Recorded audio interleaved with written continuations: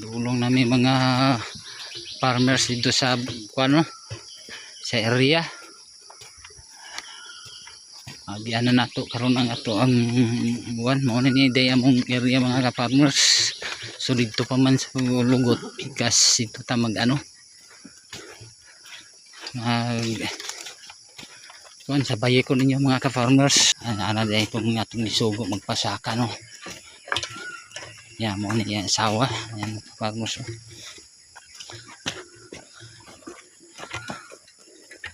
Ana sila dito? Oh, nagpaabot na ang hunutay. Ana nang mamuto typod. Oh. Sige. Nga na kaya nagbiyahe. Wala nagtuyok mo dito. Moto. Di man makasulod di diha. Motoy asawa sa mga ritay mga ka-farmers.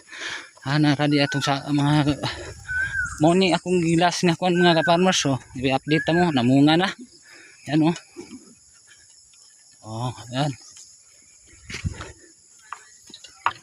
Mga ka-farmers. Sa una makikita pa ninyo karon di na karon namunga na sig sugod mga ka-farmers.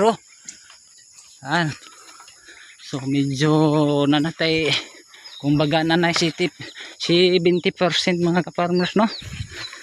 Okay.